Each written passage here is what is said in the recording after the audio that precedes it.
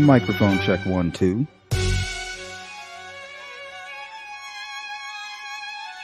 Microphone check 1 2. Hello, hello. What's up? Teresa, what happened to your hand? You getting a scrap? Beach sharing? Hey, Jill. Good to see you. Glenn, what's up? TTM, Silent Susie, Olivia, hello. Teresa says, please show Sloop the love. Put the thumbs up. Subscribe and share. Thank you so much. Hey, Crystal. Good to see you. Thank you, Glenn. Thank you, Rob. We're going to take a break from Delphi without taking a break from Delphi. I think it might ease if we kind of cover some of the things, the subjects that are lingering around the case, try to get clarification. Maybe the information we get will help us with the Delphi case. So we're going to talk about it without talking about it. And if you guys want, we can dive into it as well. You know, I'm just like you guys. I'm sure you've had enough of the hype train. And we're getting a dose of all the different kind of personalities, you know, that are out there in social media. And man, the snake pit.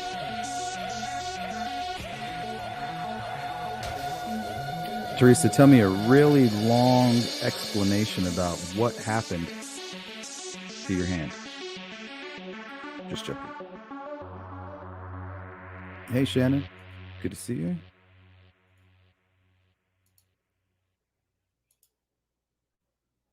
And just like that, we are live. Now, what we do here on Let's Talk About This is we go over crazy stories. We cover recent news, and then we just basically talk about whatever we want. But today, the topic is going to be high profile versus fair trial. I'm seeing a lot of confusion out there. I myself was confused. I don't believe that I am anymore. So hopefully after this live stream, you'll feel the way that I do about the matter. But we will go through a few videos. Actually, I think I picked 7 on the topic. You're going to like these. These are all extremely high profile, well-known names, well-known cases in true crime, media, Hollywood, all that kind of stuff. So that's going to be the main focus of today. But before that, we're just going to go into some videos. Basically, has the world gone mad videos. Now, if you're familiar with these videos, this is episode 3. We've done 2 prior to this. We basically ask the question, has the world gone mad? And then we'll actually show examples that the world, in fact, has gone mad. So we will do that first. We'll hang out and let the room kind of fill up. We'll get your opinion on these matters, and then we'll drive right in to the high profile versus fair trial discussion. But real quick, let me check in on the chat. True Crime Housewife, hello. Psych 101, good to see you. Thank you, TTM. Hey, Frank Meister, what's good, buddy? Tattoo, good to see you. Background is kind of loud, though. Oh, is it? Okay. How about that? Is that better?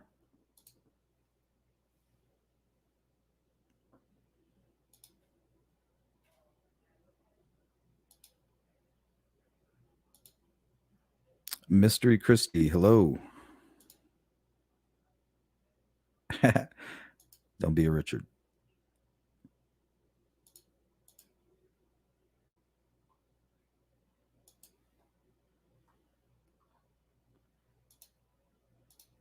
Hey, Purdue, good to see you. Jane from the country, hello. And we got Jari. All right, the room is filling up. So let me load up these videos here.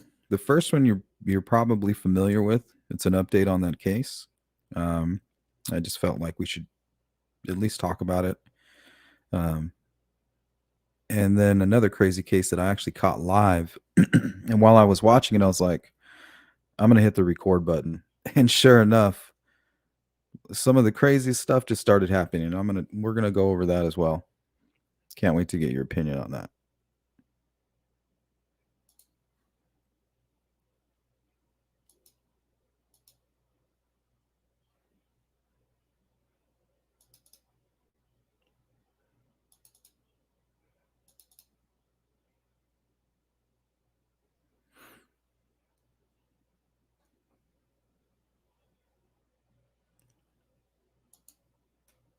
DeJaune Anderson and her road to Louisville and southern Indiana, where police say her son's body was found in a suitcase.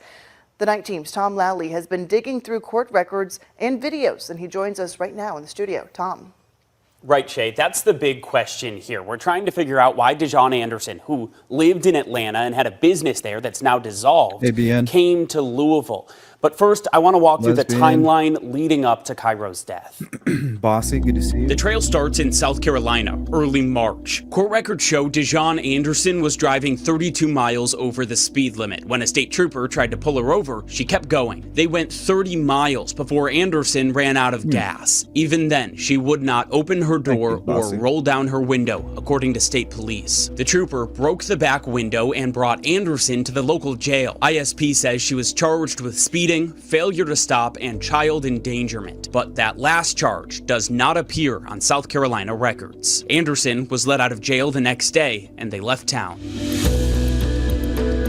19 days later, Anderson was arrested again, this time in Louisville at the Oxmoor Center, where video shows her punch a security guard in the face. This court proceeding was dated April 11th. That's 5 days before Cairo was found dead. All right, ma'am, so you'll be ROR today. Keep in contact with your attorney. The information's been written down for you. May 16, you're in 301. This starts at 9 o'clock. But when May 16th came around, she's not present. Instead, police pinged her phone to the exact area where Cairo was found dead, around 5 p.m. on April 14th. Months later, police say Anderson's last known location was Echo Park in Los Angeles, California, and they haven't been able to find her since. Now, let's get back to the question. Why did she come to Louisville in the first place? When you guys do your due diligence and investigating backgrounds, you'll probably come up with some accurate conclusions. We checked Anderson's criminal history state by state, and we found multiple prostitution charges out of Las Vegas, Nevada. While we can't say for certain Anderson came to Louisville for sex work, we do know LMPD sees an uptick in prostitution arrests around the Derby each year, and ISP stressed the timing of the Kentucky Derby when asked why Anderson was in our area. This, the latest in a nationwide search for Cairo Jordan's mother and accused killer. And we cannot stress enough, DeJaune Anderson is still at large and wanted tonight.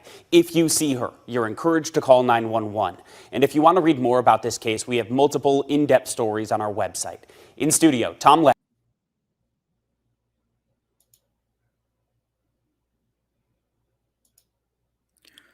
Okay, so their theory is she was there for prostitution. So.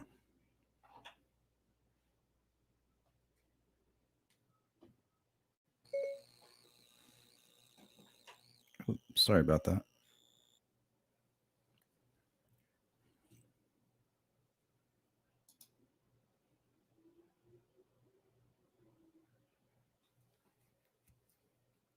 Yeah, that poor couple that found him, that old man with that mighty mustache. Man, that dude was broken. He was broken to pieces.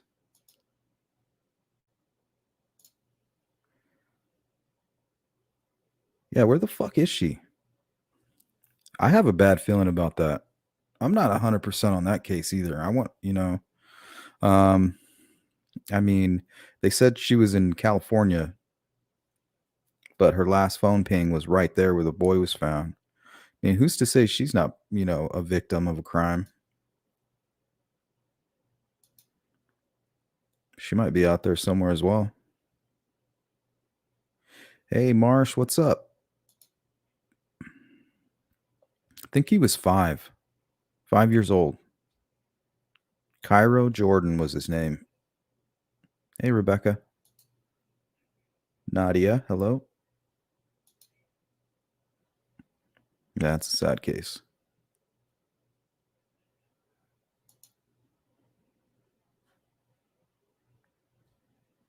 Okay, now this next one is completely shocking. It involves even a younger child, I believe, an infant even.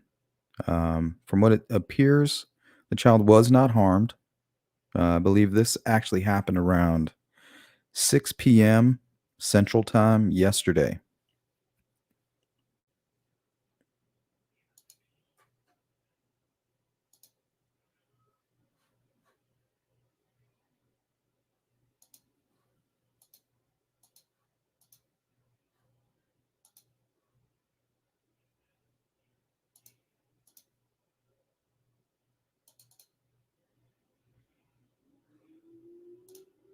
And at least one Dallas police unit following behind what has now become This is Dallas, Texas.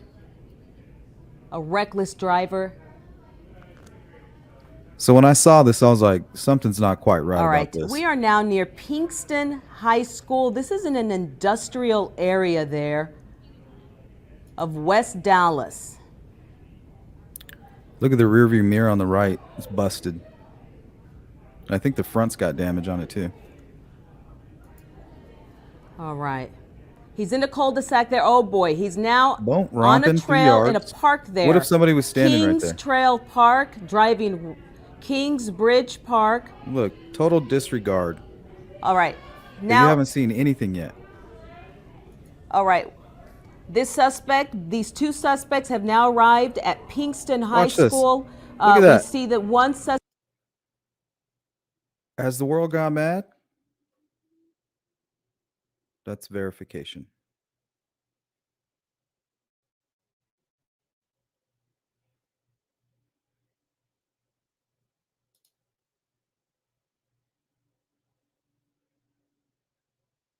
God.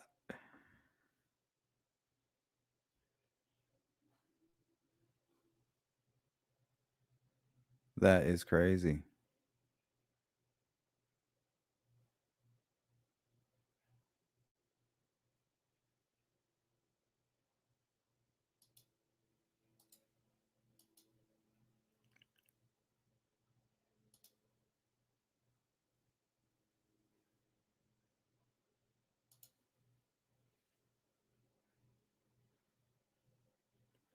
All right, so I'm going to start this one over. So now that you know that there's a child in the car, let's watch it from the beginning. Watch the way these people are driving.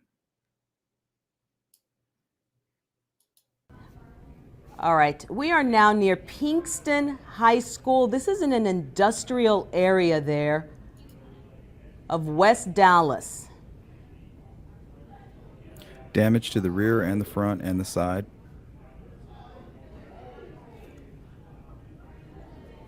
All right. He's in the cul-de-sac there. Oh boy, he's now on a trail in a park there. Kings Trail Park, driving Kings Bridge This is Park. like straight Grand Theft Auto for real. All right. Now, all right.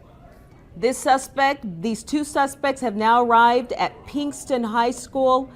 We see that one suspect, it appears to be Pinkston High School. The suspect has exited that white vehicle. He is carrying a baby in a car seat, and he has run onto that campus. He has run onto the campus of what we believe is What is he Pinkston High thinking? School. Is he just going to go in there and blend in? A or what? suspect who has led police on a chase for the last half hour got out of that white vehicle carrying a baby The cop's going to come in in there a and be like, car did you see a seat. guy with a baby? Yeah, he went that and way. has No, hybrid. he It is- was live yesterday. ran into that building Or there, last which night. we are confirming right now that this suspect has run into I could not believe what I was watching. All right, we've got 1, 2, 3 now. And then it kind of gets long-winded right. here, so we'll go to to this that point. this has ended seemingly pretty safe, and that hopefully that the baby's going to be okay. He's like, I got the We baby. believe there that is found that the baby. the car seat that I'm watching? I believe that is the baby there. Officers seem nice and calm, which helps us to feel nice and Watch. calm This that is crazy. child The lady tries to come is in okay. and Whew. Absolutely. Kinda and, look at the and, baby You and know, he the moves it, officers are watch. not. He's like, you nope, don't see nope, them performing nope. any My life-saving baby. type. I got the baby. Things. So that's good. And obviously, if there was some He's like, reason nope. to believe that the baby had been physically harmed, I doubt they would have brought the baby out from inside that facility that the child was in. Oh my Well, goodness. this is certainly Come back with like front, rear, just a side sigh down. of relief right Yeah. now, Oh, I because just went to the the gas minute I station. saw that child, him holding the child and running into that building, that was scary. But it's great to see that the child appears. He's like, this is my child now.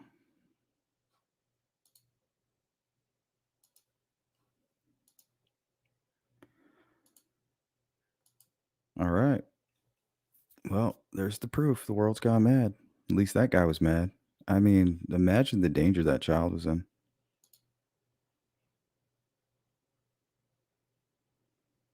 Because if they would have hit something head on and he has the kid in his lap, he's going right. That kid's going right through the windshield. And I don't know if he could survive that.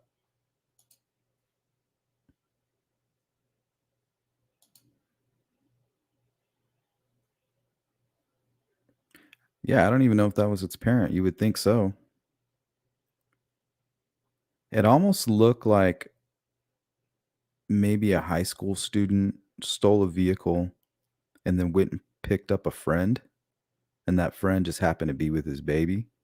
But I think there's more to this story. I think there was actually maybe another stolen vehicle involved. They like met up. I was planning on looking into it before this, so I had more information, but Dallas, Texas, it happened yesterday. If you want to go take a look, I think there's more about it this morning. Yeah, I mean, what did he think running into the high school? Law enforcement's going to come right in there and say, hey, did you see a guy with a baby? They're going to be like, yeah, he went that way. Like, okay, I'm in a high school. I'm a guy with a baby. I don't think you're going to be able to hide anywhere.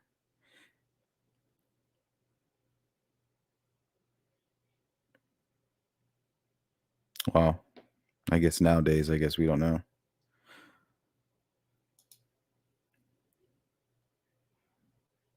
Yeah, it's got to be a child endangerment charge right there.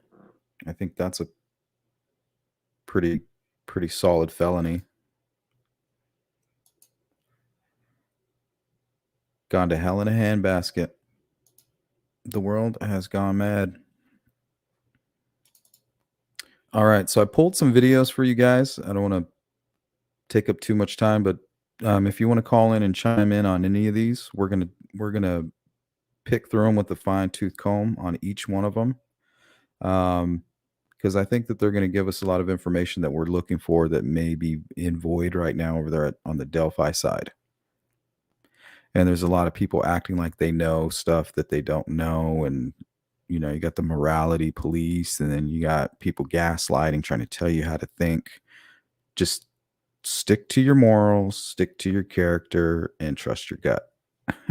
You'll be okay.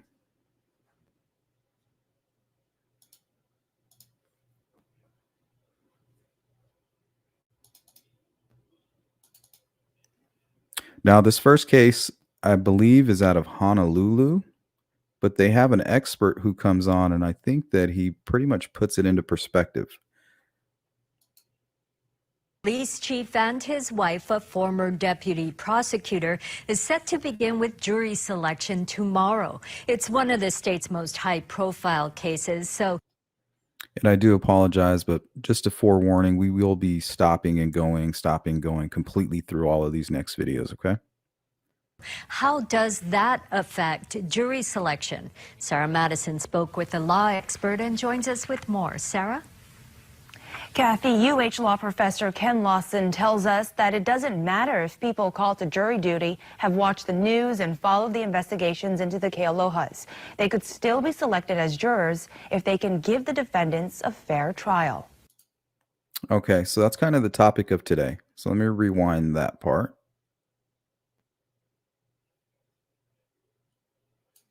To jury selection. Sarah Madison spoke with a law expert and joins us with more. Sarah? Kathy, UH law professor Ken Lawson tells us that it doesn't matter if people called to jury duty have watched the news and followed the investigations into the Kealohas. They could still be selected as jurors if they can give the defendants a fair trial. Jury selection for the Kealohas and 3 Honolulu police officers is scheduled for Monday at the Blaisdell Center. One of the challenges for such a high-profile case is getting a fair and impartial jury. It's going to take a few days, I would imagine, because, again, you still got 5 lawyers on one side and the prosecution, so each lawyer gets a chance to talk to each individual juror.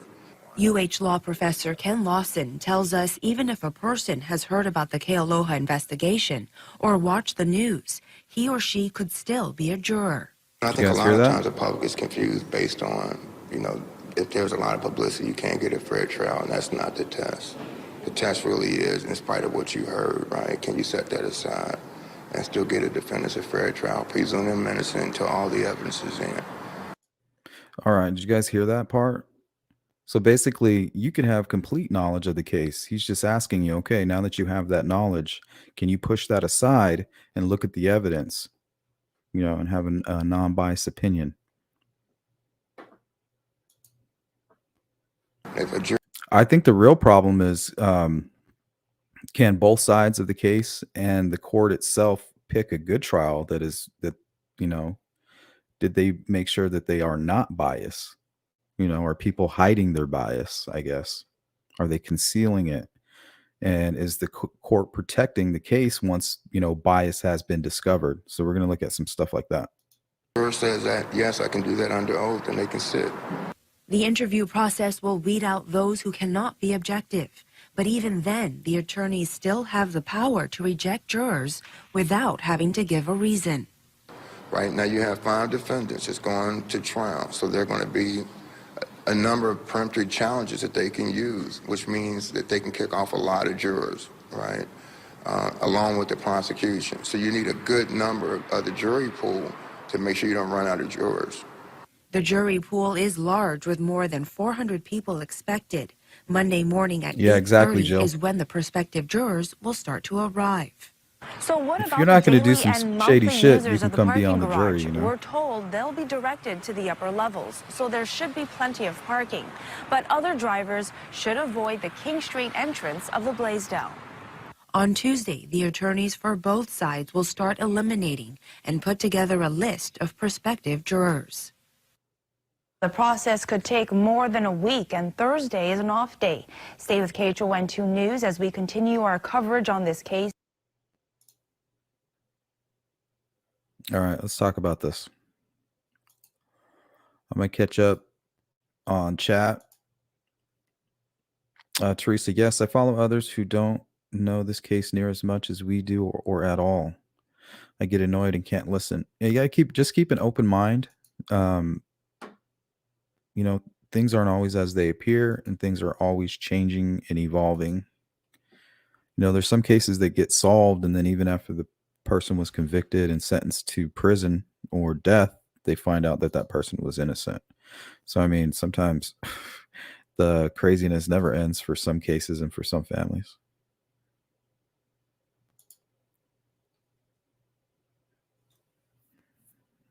Let me see what Bossy's talking about. Do another poll. If we personally were selected for jury duty for Delphi, could you be impartial? That is an amazing question. Great idea, Bossy. Thank you.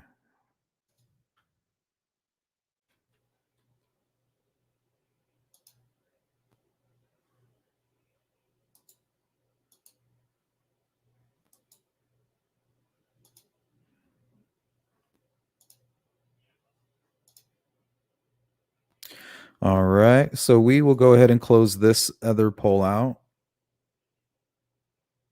Can you have knowledge of a case and be selected for the jury? 46% said yes, which I believe that is the correct answer. I'm not sure. I'm not an expert. Don't claim to be. 33% say no, and 20% say not sure. I was unsure as of this morning, and then I wanted to look into it, and then I wanted to kind of share what I found and get your guys' opinion about it, really.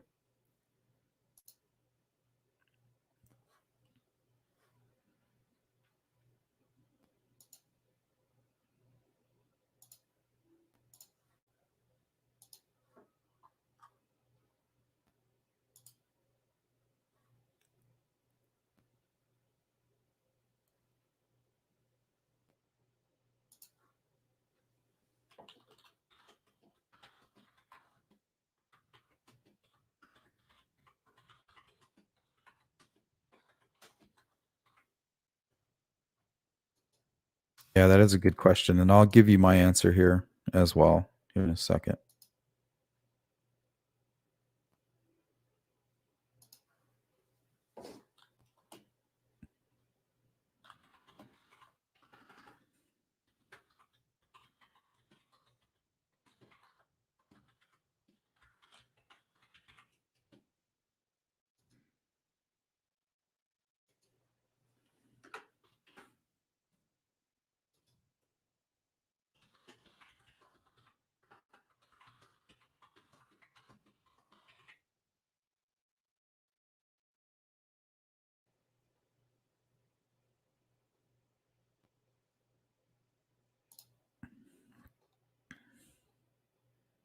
All right, so the poll is up. We will get back to that momentarily.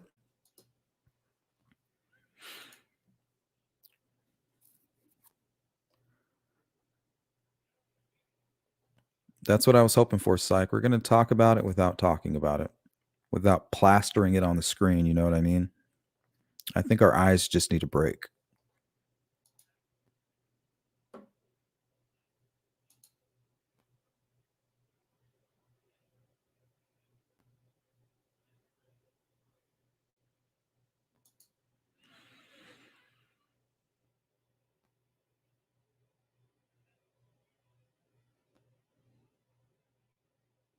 Yep, Beach Fairy, that's a good question. Beach Fairy says, I would like to know how they ensure those who know aren't biased don't want to get halfway through the trial and basically sabotage the whole thing or create a mistrial. That's a good question. I think that's why it's up to the courts or the judiciary to make sure, if they see signs of bias. And we're actually going to cover a case. I think we're going to hit the Casey Anthony case briefly here towards the middle. And they basically they found signs of bias in the jury, and they went ahead and declared a mistrial, I believe, and moved it somewhere and created a huge jury pool. Well, there was another case of the Boston bomber who was sentenced to death, and I believe that they did find some bias within the jury, and they just continued the proceedings.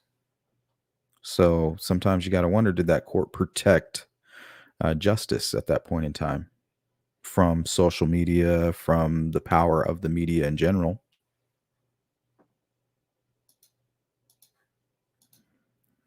But in regards to the poll question, I don't think I could, and I don't think that the jury would allow me to be on that case. Let's say I lived in Indiana and I got selected for jury duty, and they asked me, hey, if we proceeded, could you put your personal opinions aside, and let the evidence kind of play out? I would say yes, but I would have to admit would be some bias for certain, I think I could put it aside, but I just don't think that when a defense attorney would be like, well, you have your podcast and you said these things about Kagan Klein, you said these things about Richard Allen, you obviously have an opinion about this, an opinion about that. So, I mean, I definitely probably would get thrown out just on, even if I could convince that there would be no bias, just based on that stuff alone, I think.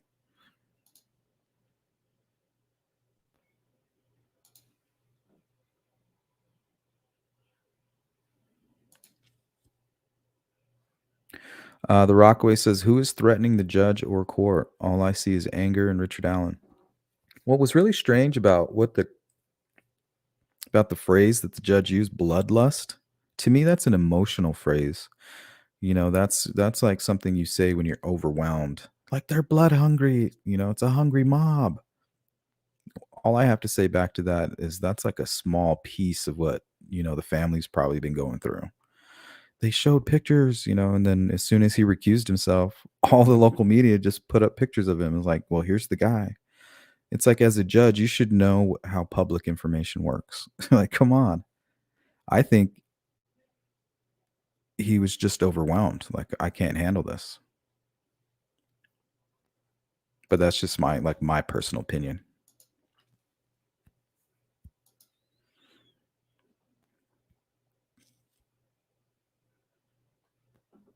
Bossy, I did as well, but apparently that's not true. If you can convince them, that you're willing to take a look and put that all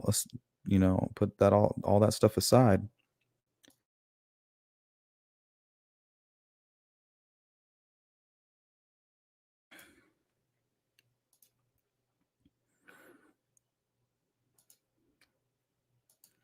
All right, remind me to go back to that poll right before we get to the Casey Anthony. We'll revisit that poll.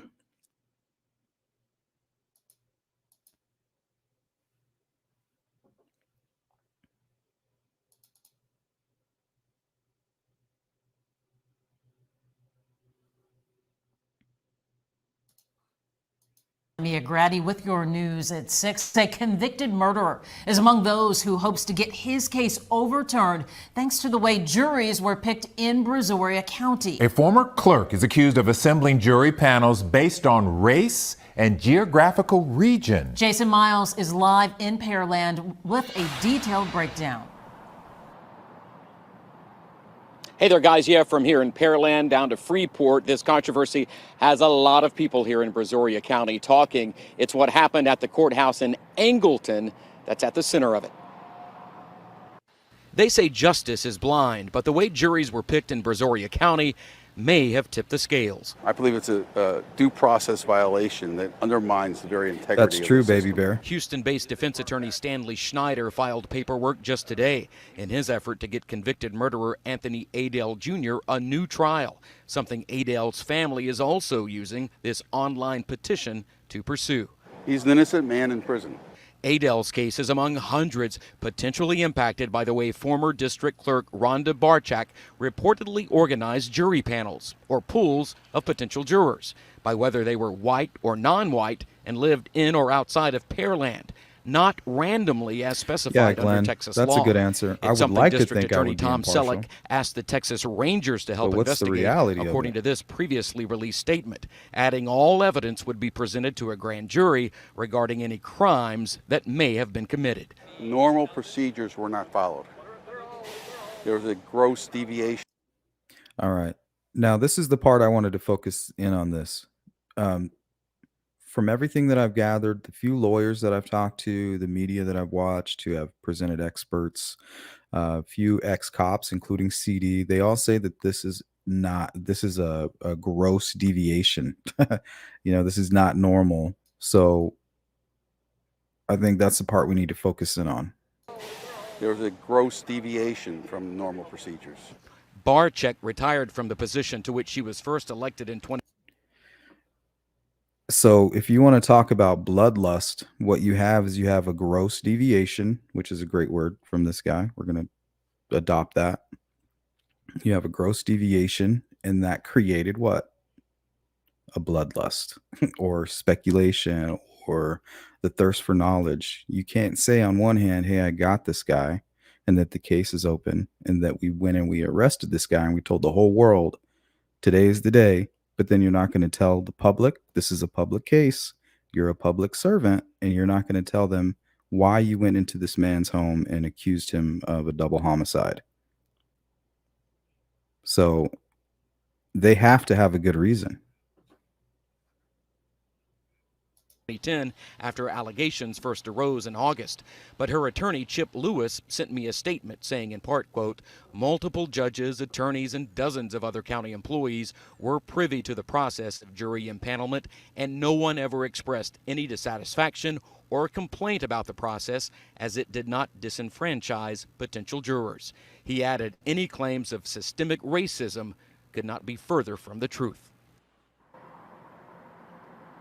And the Texas Rangers were asked to help in this investigation because the former clerk. See, and if you have an attorney who's picking people based on their location and race and things like that, to me, that's the court's job. You know, that's where they would need to step in. Like, it shouldn't, I mean, you would think an attorney would be trying to do that if they could get away with it, if they think it's going to help their case. Why wouldn't they? I don't understand that part. It should be up to the courts to say, hey, look, you're not going to do that in my courtroom type of deal, you know? Clerk was an elected official. Meanwhile, folks from both parties here locally have taken major issue with the way jurors were apparently impaneled. Meantime, several civil rights groups want the feds to get involved. We'll be watching. Back to you.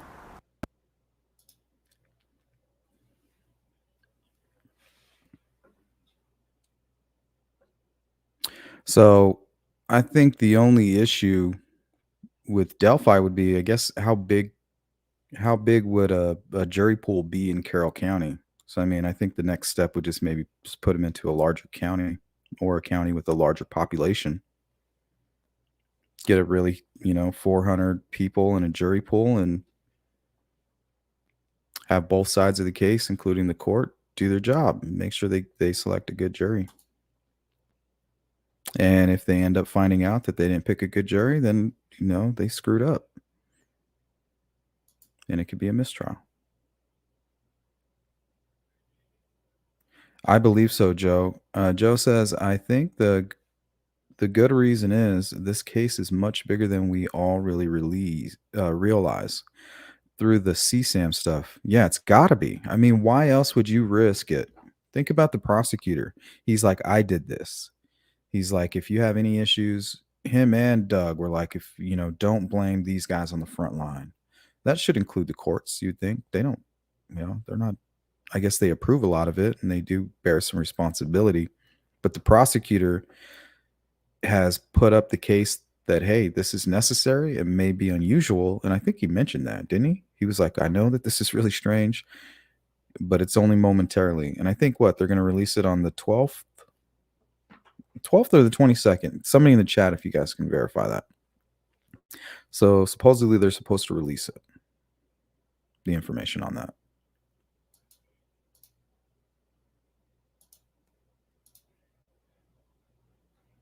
The probable cause.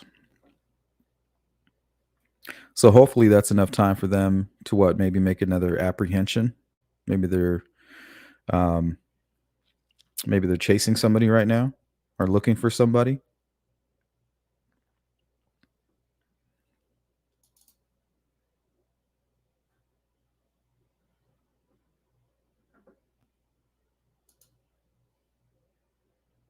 My only fear is of cover-ups. I'm not local, so I shouldn't have a say in what happens in Indiana. I didn't vote for these people. These aren't my public servants. But I'm just giving my opinion. I do believe that if it's not, I mean, come on, we found out. I just have this horrible feeling that if Keegan Kline is not connected to Richard Allen and that this guy's just been sitting there this whole time and he has no connection to any of the evidence that they have, it's just going to make them look really bad. And I don't want them to be hiding that information. So that's just a fear. That's like an honest fear. I'm not saying that's what's happening. I just have a fear in the back of my mind that it's going to be a huge letdown once they do tell us. And then, but I don't think that's the case, honestly, but I do have a fear of that. I think that they have something great, and they're going to make a huge bust. Hopefully they can bring down some of these predators. Because think about it. Richard Allen's this little guy, and he's living in a small town, and he was able to do this kind of destruction. So imagine these other people that might be connected who maybe have a little more pull, maybe are a little more lethal. And we really don't know much about this guy, Richard, anyway. But we'll go ahead and we'll go on to the next one here. With us now, as always, thank you for being here. Lori, it's good to be here. We are diving into the Gabby Petito case. It has the nation's attention, as you know. Here's the latest. Investigators say they've confirmed the body found was Petito's. They're calling this, Greg, a homicide. So far, though, they haven't found her fiance a person of interest. So with so much scrutiny, can a case like this ever go to a That's a good fair one. trial? These Wow, Lori, protecting the great person who question. tipped them in. 22-year-old Gabby Petito US and her Marshals. fiance Brian Laundrie a few months ago embarked on a cross-country journey to do a travel blog. They visited a lot of national parks. In the interim, there was some bumps along the way. In August, the caller said they witnessed a domestic violence issue where a male had struck Gabby Petito in the face. Fast forward, her body is found in the Grand Tetons National Park. Within days, it's identified as Gabby Petito's remains. And at almost the same time, the family of Brian Laundrie report that he has gone missing, saying that he went into a wilderness preserve of 25,000 acres near his home, and the manhunt is on. That's right. And a lot of people on the internet are saying he's in hiding. He's not missing. And you've got people weighing in. We've got 911 calls. We've got a girl on TikTok who said, hey, we picked him up. They're helping to thread together a story. Does that help or hurt the investigation? Well, you know, if you're the investigators, you know, you want tips. You want to find Brian Laundrie because he is a suspect of interest. He is your prime suspect at this stage. Even though they're calling him a person of interest. And that's because you don't want to be accused of tainting a potential jury denier. If you're the lawyer for Brian Laundrie, we've seen the families retain one. What do you say, jury denier? Open-minded and say, hey, this man, if he is charged, needs a fair trial. He has to be convicted beyond a reasonable doubt. So a lot of circumstantial evidence, but it's significant that the medical examiner opined that it was a homicide. She could have ruled accidental, undetermined, suicide, but immediately after looking at those remains, and it sounds to me like blunt force trauma. Really? She said a homicide. She said a homicide, so there had to be signs on the body. On the remains. Of exactly how it happened, but they're not releasing how it happened. And the fact that he has disappeared, then if this goes to trial, you have a flight instruction, which can be evidence of guilt considered by a jury. But Lori, once again, with all these high-profile trials, where do you find a jury that is fair and impartial in this classic murder mystery? It's captivated the entire country. Involving this 22-year-old. So he said fair and impartial. Girl. So it's going to be interesting. My thoughts and your thoughts and prayers are with that family. But if you're the lawyer, it's going to be a tough ride, but it's going to be interesting when and if Brian Laundrie is found. And again, don't rush to judgment. He may be the victim of a crime. She may have fallen. He may have panicked and ran. But that's coming to a courtroom near you soon. Got to find him first. Well, we all know how that played out. Didn't go to a courtroom.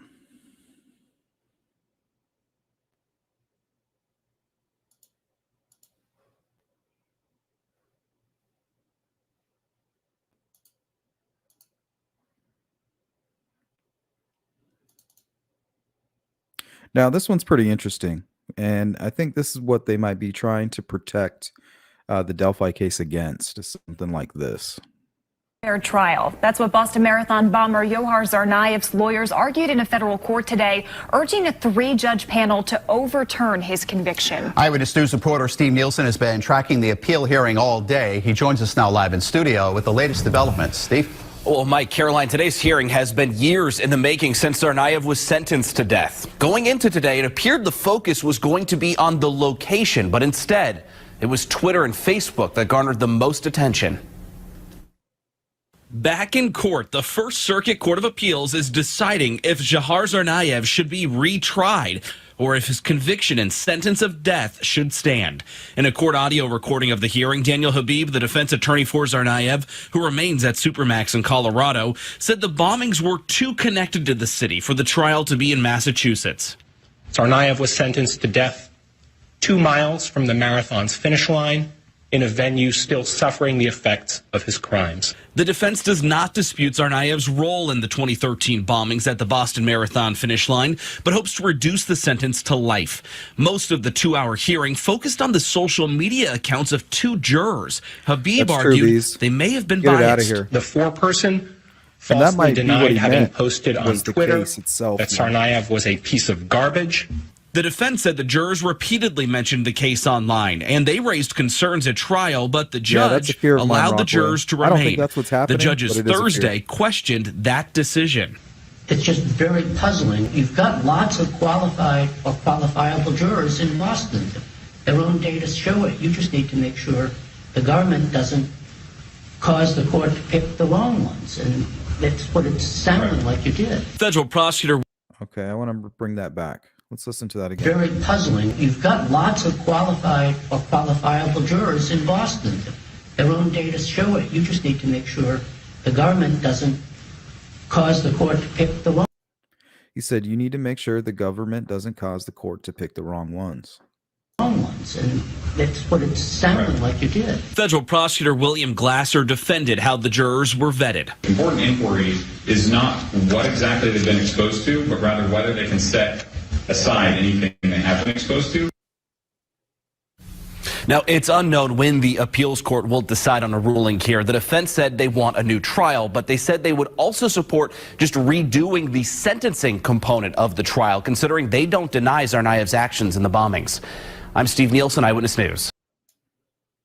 All right. So let's go ahead and let's take a look at that poll.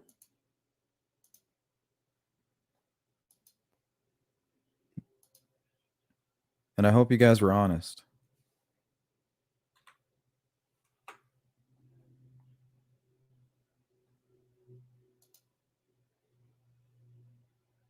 So if you haven't voted, go ahead and vote on that poll. The question was, if you were selected for jury duty for Delphi, could you be impartial? I should have put fair and impartial.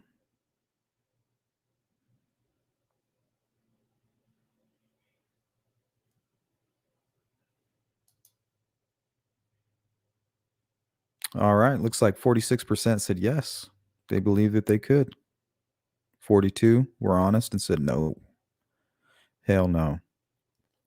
I might jump over the table and do a karate kick. Wow. Some people do that shit.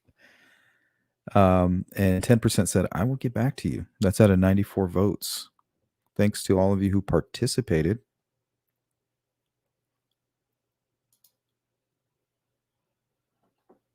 All right, let's catch up on the chat here. Don't forget, guys, if you want to call in and leave your 2 cents, 928-476-0112. Those are the numbers. Beach Fairy says, see people like that just shoot themselves in the foot. They're the reason the guy ends up with the mistrial appeals because they lied to get onto the jury. And it seems like the further civilization goes on, you know, as life goes on, so to speak, fair and impartial seems to be something that's few and far between. How do we get that back?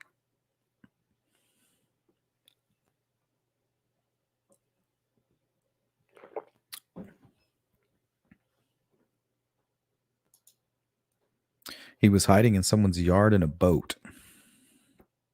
Yeah, do you guys remember all that news coverage? Man, they plastered those guys' face everywhere. And then they tried him right next to the bombing site. That's crazy. Well, I guess they thought they found a fair and impartial trial jury.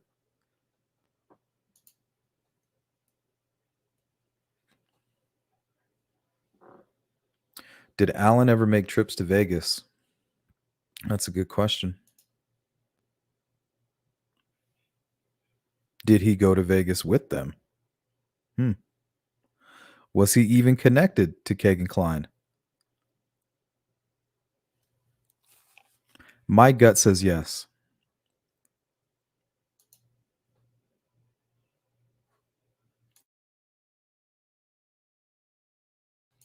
You know, you got the Dropbox, you got all these people. We know that the Emily Ann 45 was Kagan. But we have other people that he was communicating with online as well who could be using the same kind of technique that Kagan was using with the young girl catfish profile.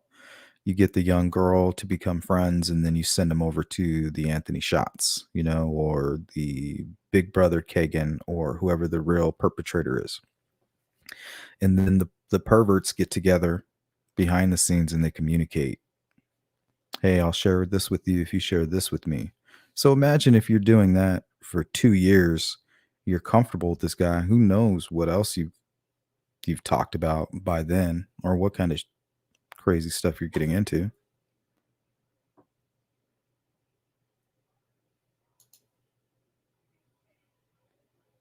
A hell no option on that poll.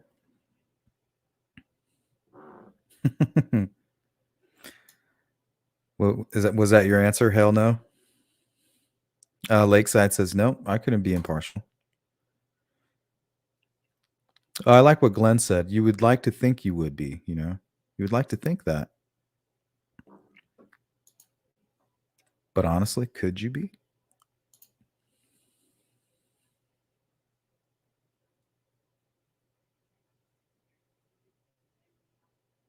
There you go, Purdue. If you don't like the system, get in there and change it. Yeah, these judges, these politicians, these sheriffs, all these, they're just like gears and levers inside of a machine. If you don't like how it's running, you got to get in there and grease it up. No one wants to convict an innocent person. It's the bottom line. Yeah, nobody. I don't think anybody would, unless there's some kind of strange vendetta. I think people that would want to convict an innocent person are the same type of person that could commit murder, maybe. They have that sadistic crossed wire in the brain somewhere. Special prosecutor, I think they did already, Lakeside. I think that's kind of what's unraveling right now. Special prosecutor. They got, I think, a special judge right now. I can't remember the lady's name, but she looks serious.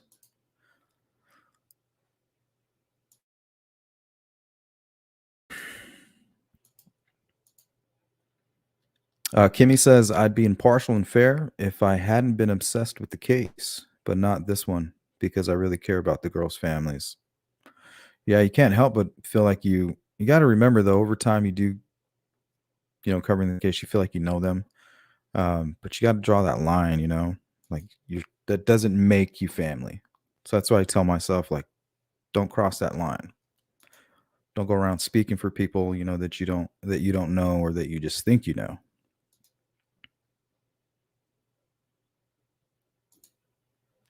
How do you show compassion without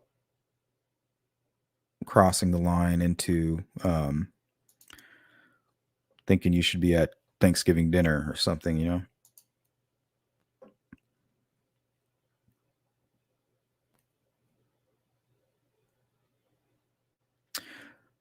That's a question that's been popping up, Shannon. I mean, why not? Why not? There's a lot of profilers out there that are saying there's no way that this is this guy's first time. The way he's able to hide it, when they put all of it together, they think no way.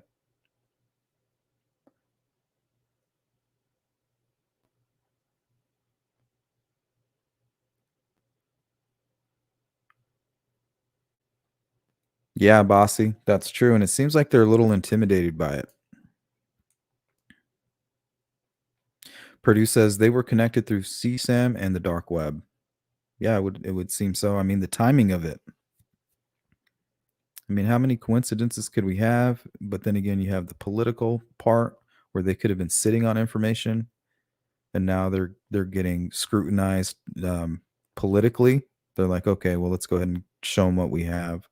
We'll serve the search warrant. We know it's there, and we'll just get the ball rolling, even though we're missing a few pieces. And then that might be them, keeping some information quiet right now, probable cause. That might be a little bit of damage control, buying a little bit of time, maybe. It's really not that much time. I think it's the 12th, right?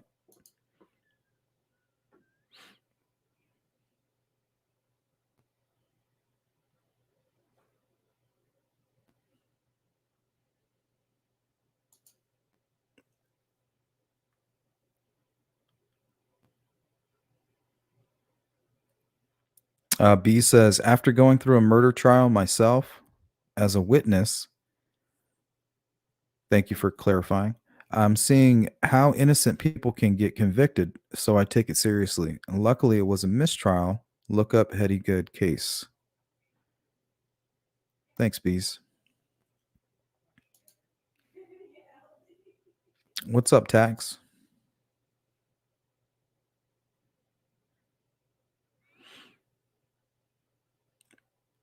Yeah, Lynn, there's a part of me where they kind of were complaining. They said, well, this guy was tried 2 miles from where the bombings took place, from people that it happened to in their backyard. There was part of me that was like, yeah, that's good. While it was still fresh, in their minds. And I was like, that's good. That you should have justice, swift justice. Like it's up to the courts to make sure that it's fair and impartial. That's their duty.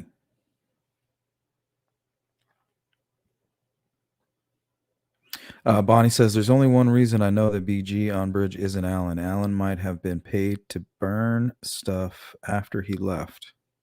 I'm pretty sure Alan is the guy on the bridge.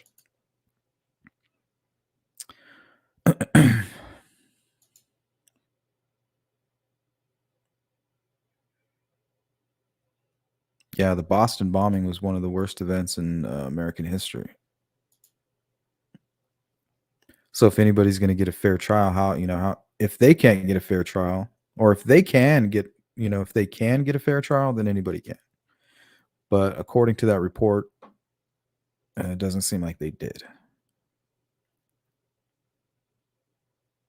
Guilty until proven innocent. I mean, it is. They should change it. That's what it is. But legally, no, that's not what it is. Kimmy says, I'm a paralegal. If I wasn't so damn old, I'd go to law school. Yeah, well, I hope you're correcting us when we're getting all this crap wrong.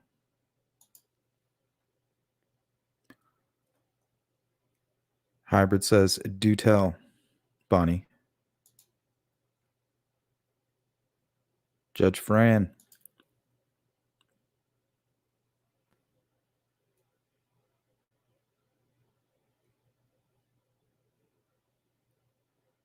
I'm not sure about that one. I know who you're referring to. I'll take a look. I didn't know they dropped those charges.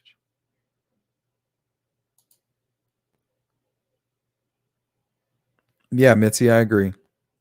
I mean, he's obviously emotional. You saw the words he was using, bloodlust. Like, come on. Like you guys are doing something. What do you call it? Gross? Oh, I already lost the term.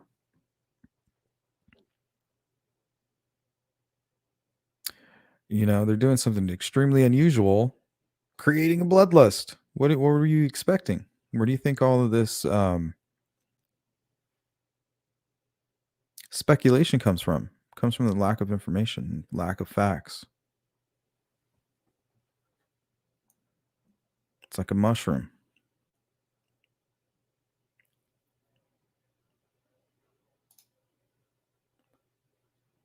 Kimmy says, I can't separate caring about them, not like friend-wise, just understanding how this affected them. I'm probably explaining this incorrectly. No, you're not. I know I'm right there with you. I'm just trying to, and when I said that, I was talking to myself. Like, what are the boundaries? It's the 22nd, and they're going to court to decide if it will become unsealed. Thank you, Catherine. So not the 12th, the 22nd. And I believe that Becky Patty is petitioning to keep, even at that point, to keep it sealed. I'm not sure what that move is all about. I think that might be just to support law enforcement and to maybe get people to back off a little bit. They might be using their voice to help relieve some of that pressure in support of law enforcement.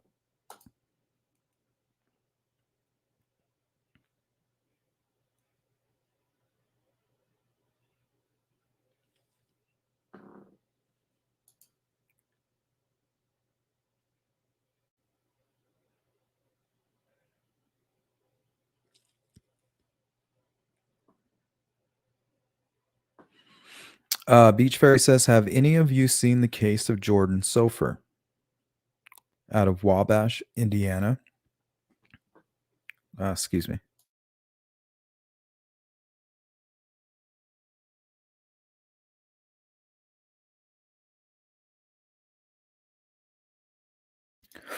Sorry about that. I had a tickle in my throat. It's not quite gone yet. Went missing in 2016, found 2009, not 100%, but think Ari lived in Mexico. Yes, 100% he did. Indiana at the time, and then moved. She looks very similar to Libby.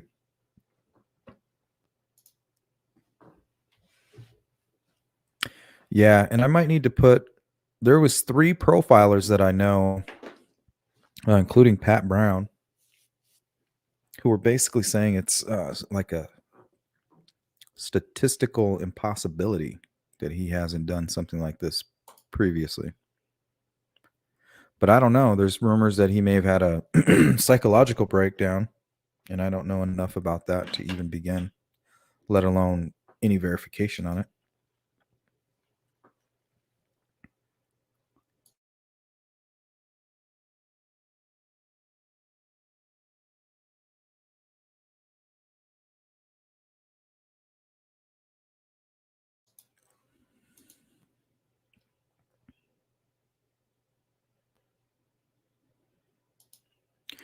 "22nd after the election." Wow, that's interesting. After the election.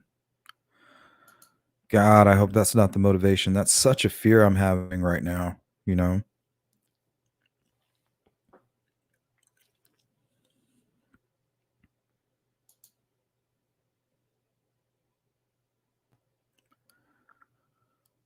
All right. Well, I tried to catch up on the chat. Let's continue on.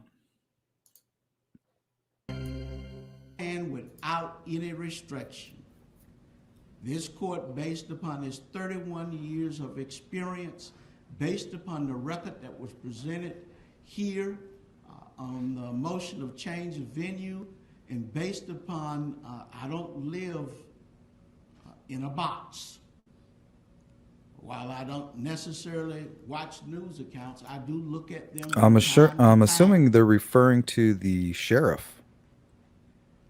Finds that there is a serious and imminent threat to the administration of justice in this case. That is the right of Casey Anthony to receive a fair and impartial trial in this particular case.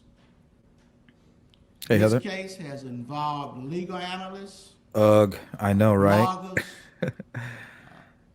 I'm not an angry person, but man, ooh, I feel a little fired up. Man on the street interviews, and let's face reality. We live in an age of 24-hour news coverage. 24-hour news coverage. The court also finds that based upon what this court knows, that there are no other alternatives to this. We have changed venue for the purpose of jury selection. So it's a change of venue. The taxpayers of the great state of Florida who are going through extraordinary budget cuts. Goat says, yeah, it would be highly unlikely that he would have started his killing career with a double. It would practically unheard of for a person murdering people who they have no prior contact with.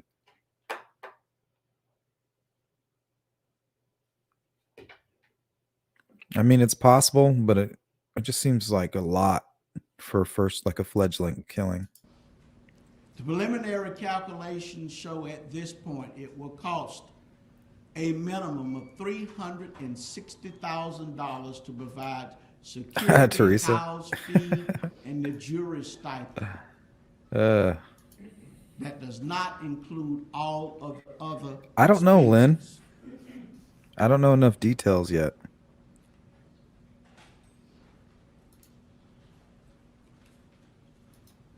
The media talks about Verdier. Yes, verdict can cure some ills, but in this court's experience, Pure evil. it is hard to unring a bell once that bell has sounded. Okay, that's the part I wanted to focus in on. This is what I think law enforcement is trying to protect. They're hiding this very bell that this guy is referring to, that this judge is referring to. Listen to this. To unring a bell once that bell. A little bit further. Yes, verdict can cure some ills, but in this court's experience, it is hard to unring a bell once that bell has sounded. It's hard to unring a bell once that bell has sounded. That made me think of Delphi. They're not ready to ring this bell. Becky Patty is supporting that. Sounds like a lot of people are in support of that. To me, it's kind of like, hey, this better be one hell of a bell.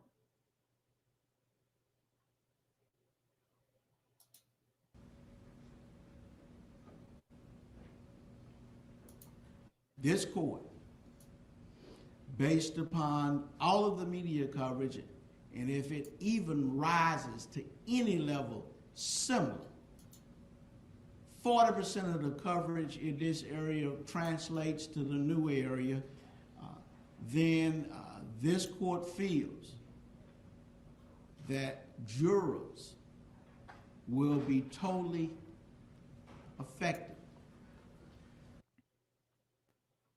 I'm Joe Forum for anyone who wanted to express their opinions about this one right here. This one's a little bit long-winded, but I thought the information in here was pretty good. So we might stop and go on this one. It's about 6 minutes, I believe. All right, so now we're gonna catch up on chat real quick, and then we're gonna look at the other side of the coin.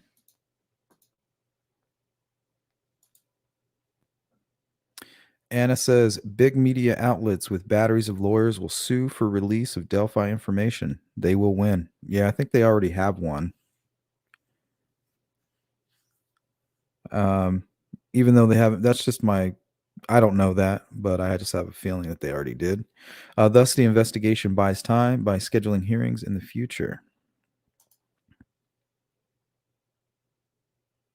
Teresa, you do plenty. Your participation and stuff you do as a mod. Thank you so much. And that's not your first donation to the channel.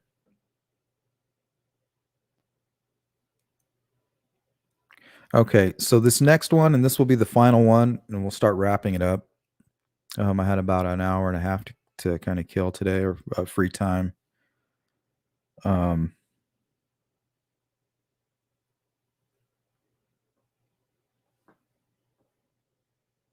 So I'm pretty sure all of you know this one.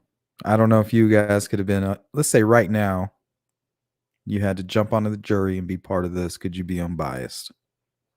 Down and realized that the tip of my finger had been severed.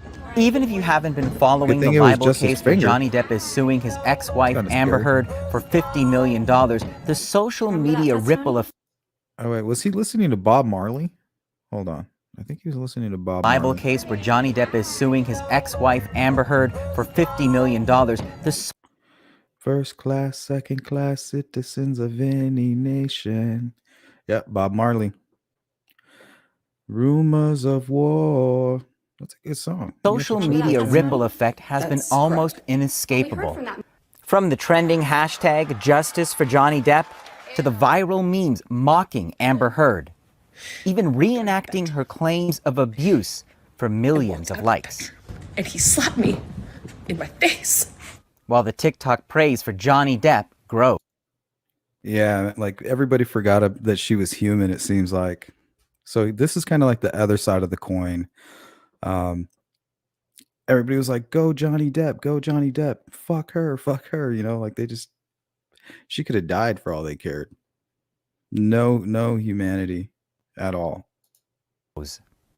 He's been anointed. He has been made a star, even bigger perhaps than the star he had when he was doing well in Hollywood. 99.9% of the commentary online is in favor of Depp. Part of what's fueling it, a trial broadcast live with all the camera angles. See, people forget that Johnny Depp is like one of the greatest actors that ever lived. Like, he was in the first Friday the 13th movie. You know what I mean? Like, this guy knows how to put on a show. Yes, she's an actress, but come on, compared to Johnny Depp, like, this dude is going to go down in history as like one of the greats, you know? There's absolutely no question that especially Johnny Depp's lawyers are playing to the public. There's no question. This lawyer describes the media circus that's developed. Oh yeah, don't get it twisted. I'm not sticking up for this girl. I just want to make that clear. Even around Depp's attorney. If you remove the redacted metadata, you can find out. It's right there. Or if you're telling the truth, you would know. Recognize a portion of spilled wine on a floor, and I'm supposed to know off the top of my head when you've lived through 5 years of this stuff? I don't think so. Yesterday on the stand, Heard spoke about the effects of the attention. This is horrible. This is painful. Suggesting it was an orchestrated attempt by Depp's team. Correct. The attacks on me, the campaign, that Johnny has elicited millions of people to do on his behalf. Depp has sort of a long history of having a fan army online, and they've been really able to mobilize. This media observer says it's not bots to blame, but rather how social media is built. What social media is. Do we have the YouTube channel or the subscriber, Abby's grandmother? No relation, of course. Different Abby. Are you here right now? Because we're getting ready to ship. Glenn, we shipped your hat out. And we're getting ready to ship out Abby's grandmother's hat. But my wife wants to know what logo. So if I don't get a response from you, I'm going to send the newest logo with the words and not the big logo itself. Extremely good at is amplifying the most negative voices or amplifying the hate. And so when somebody tweets something hateful, you have this enormous audience. We're seeing people see entertainment in it. Content creators saying, you know what, this is how I actually can build my brand. What has this sexual violence educator worried is who's watching, especially on TikTok, where the younger audience are the ones at risk for domestic violence. Looking at the dirty carpet. We saw people, celebrities like Lance Bass, use audio of her talking about being hit as a humorous thing. What we're seeing time and time again is domestic violence survivors watching this trial, young people watching this trial, people that commit harm watching this trial. And almost wow. So there's both sides of the coin. Not saying she didn't have it coming, or she did. Wasn't the point of that one. But it just seems like people get on, like a bandwagon kind of.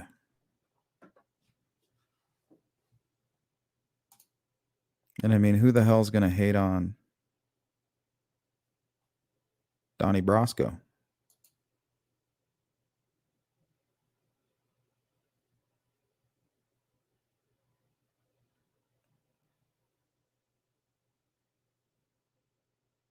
Right? We should know our place. Yeah, what a crazy case that one was.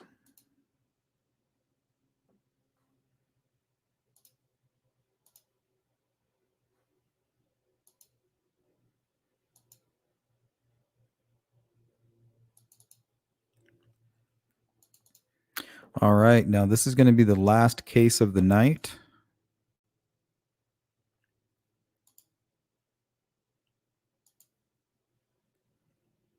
Rhonda says she messed up. Me too. Yeah, I can't remember. I remember thinking, damn, Johnny Depp is a piece of shit. So yeah, I definitely had that thought for a while. And then the case went, and then I was like, man, she's a piece of shit.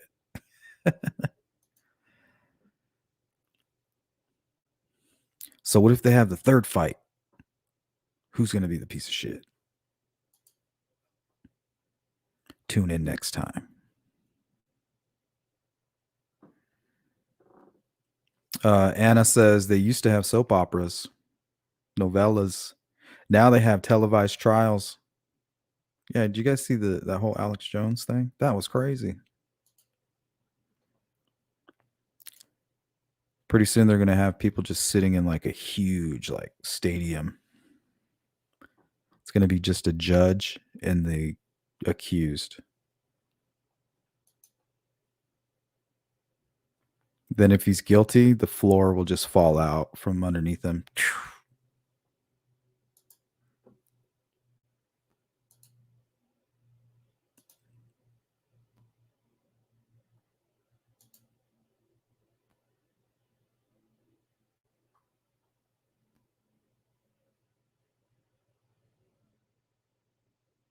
Yeah, Baby Bear says, I believed her, then I watched the trial.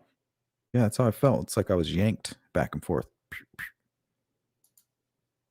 Some Judge Dredd. Exactly. Some Demolition Man. I know, right, Glenn?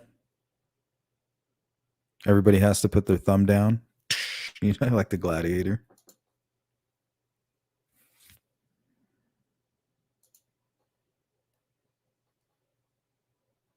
Yeah, I was going to put some stuff on here about O.J. Simpson, and I was like, yeah, we'll let sleeping dogs lie.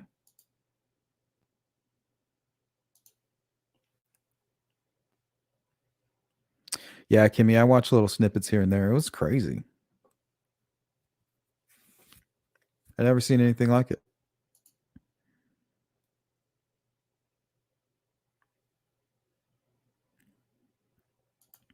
Yeah, the OJ trial was a big deal. I remember him putting on the glove.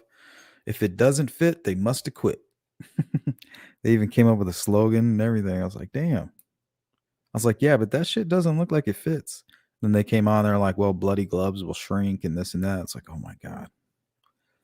It was like the OJ Simpson trial and the Delphi case. Man, those two have a lot in common. The way everything was just so critical and nitpicking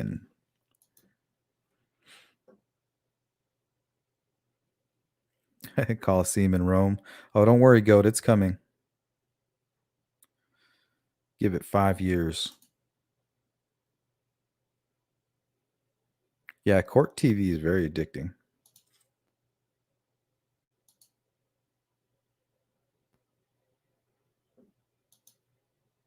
Saskatchewan?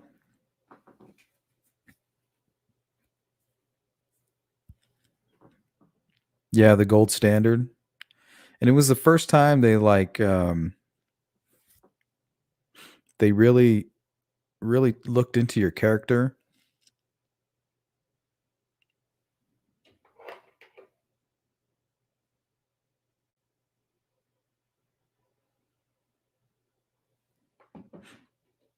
Oh, sorry if the line's not working. I shut down the lines here. Let me take this off. We're running out of time. I got one more video.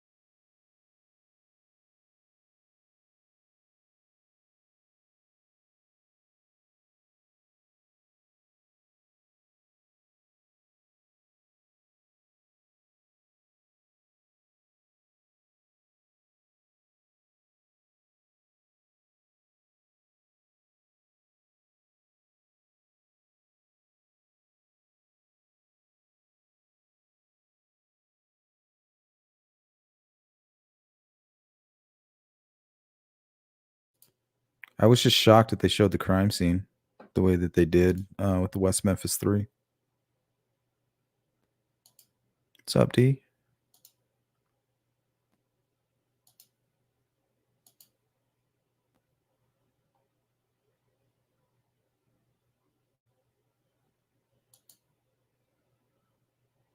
You're late at the end, D.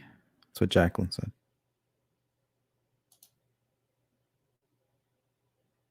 Nova Scotia and Saskatchewan. A.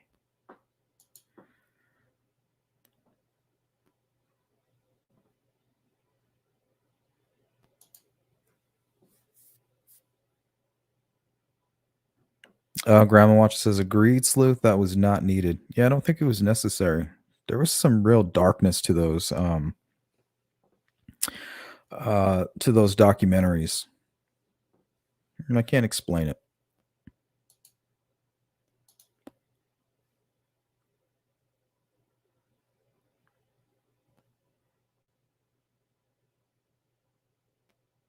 Shout out to Glenn. Thanks, Glenn. We know what you meant. Rhonda says, don't get me started on the West Memphis 3. I am from Arkansas, and it's still coffee shop talk. Yeah, what a messed up case. I can go on for hours on that case. That case is a lot like the Delphi case, with all the different players and the characters, and it's crazy.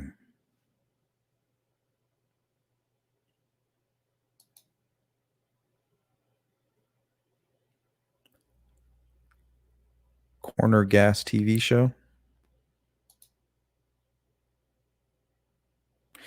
Goat says the reason the OJ trial was such a shit show was because the prosecution thought that it was such a slam dunk that they allowed the defense to pad the jury with half-wits who couldn't understand DNA. It's a good point. Well, DNA was still kind of pretty new. It was like hard to explain it, I think. It's still hard to understand for me. Yeah, I always it's strange, like the weird shit they'll teach you in school, but they won't, and early in school, like in high school, you should just have like a criminal justice class or something along that line. It's like they don't want you to know. But at the same time, you shouldn't just know. Yeah, It's like sometimes you don't realize like how free you are, but that freedom comes with responsibility. All right, we're running out of time, so let me go ahead and jump right into this. Teenagers Abby Williams and Libby German is going into the state's custody for safety reasons. Court records show the Carroll County Sheriff filed a motion to transfer Richard Allen from their custody to the Indiana Department of Correction for, quote, safekeeping. A judge approved the order, the same judge who is now recusing himself, as we told you at the top of this newscast, saying the court finds Allen is in imminent danger of serious bodily injury or death and represents a substantial threat to the safety of others. The order goes on to state, quote, the public's bloodlust for information before it exists is extremely dangerous. All public servants administering this action do not feel safe and are not like he's protected, a victim. End quote. It's almost like he's attacking the public that he serves. I didn't like that part. Out of all of this, I didn't like him calling it a bloodlust, especially when this case involved two girls that were brutally and blood. There's a lot of blood involved. I didn't like that. It is unclear when the transfer will take place or where Allen will be relocated.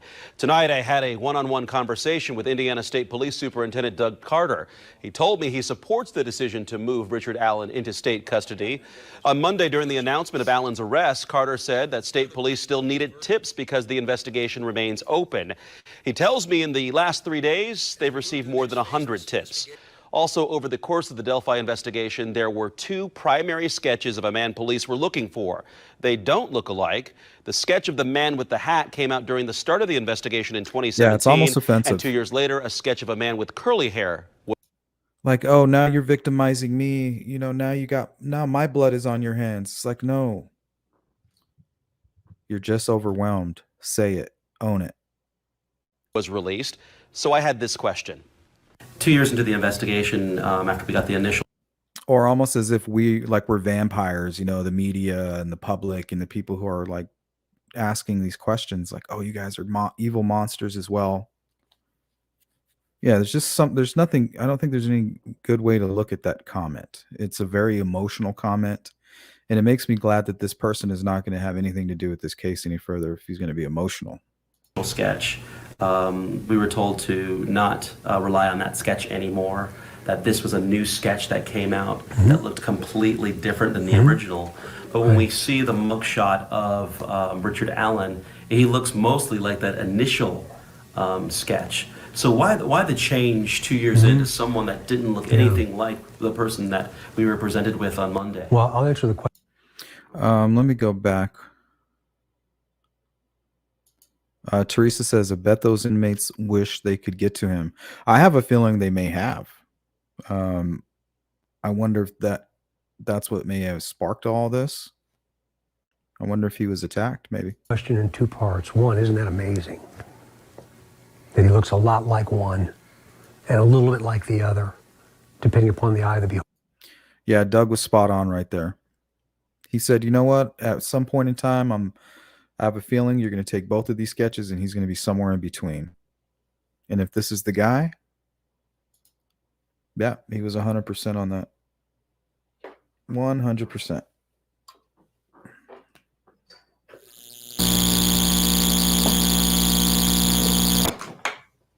Sorry about that.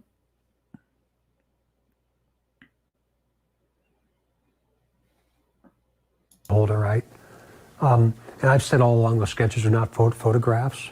There are reasons that we structurally, and not structurally, but logistically. Yeah, I agree, Bossy.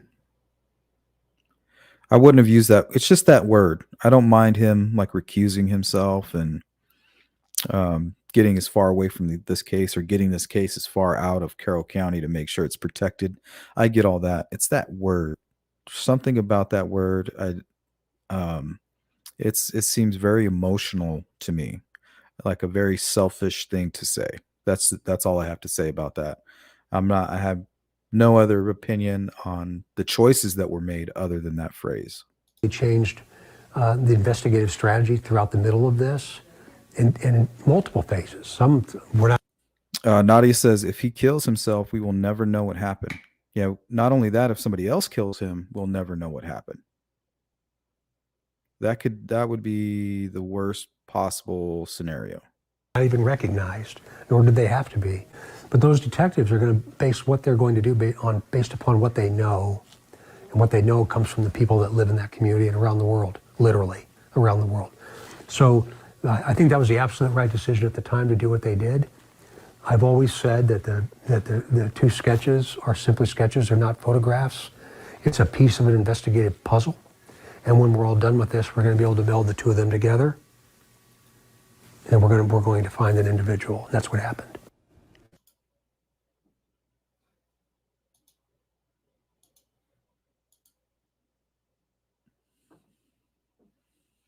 All right, guys, we are going to start winding up. Sorry if I missed any of your calls. I will respond to any of those voicemails. We shut down the calls about 15 minutes before the end of the stream. So next time, if you want to get through, just do your best to call early on in the show. Just FYI.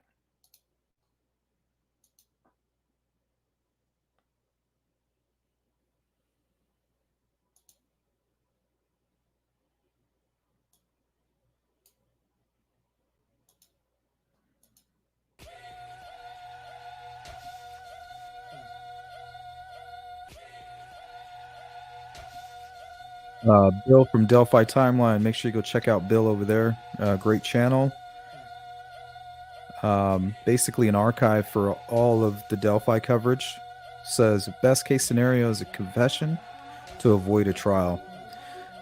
See, I'm conflicted by that because it always brings up the death penalty, and I'm conflicted by that as well. But I guess ultimately it's up to the prosecutor and the family to kind of come up to somewhere in the middle. Maybe say, if he's willing to confess to everything in all, you know, and keep them from going through the pain of a trial, that process, maybe to them it's worth not asking for the death penalty. I don't know.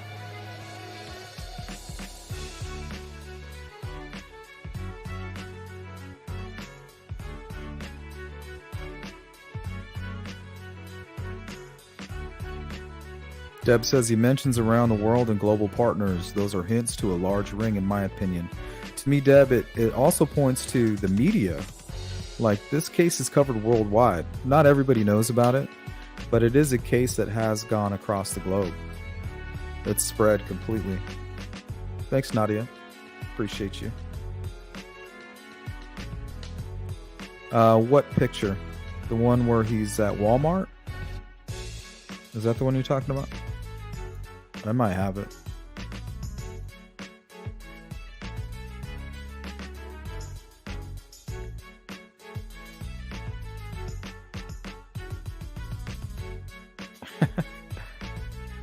See, Bonnie, we don't have that much power.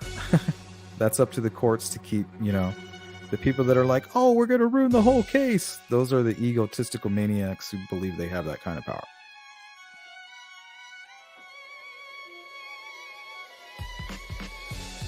By one thing I say, I will destroy this case.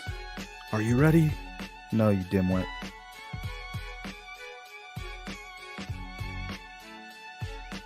You lusty bastards. You bloodthirsty monsters.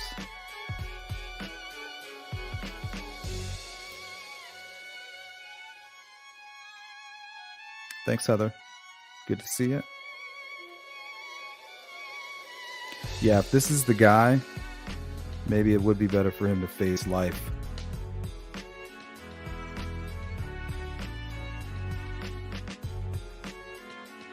Hit that like button. Yeah, it could be the Yubo app, yellow. That is headquartered in France. Good point. Yeah, this is an international case. Strangest case I've ever witnessed. Thank you, Jane.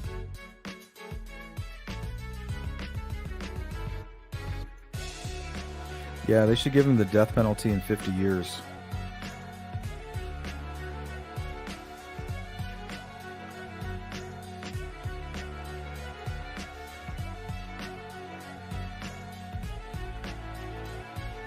Teresa posted Bill's link. If you want to go check out Delphi Timeline, I highly recommend it. There's a link for you. Doesn't get any easier.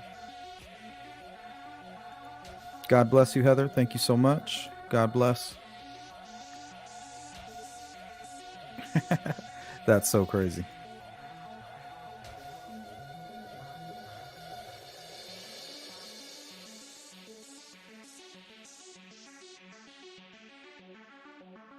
All right, you guys have a great night or a great rest of your day. I'll see you later.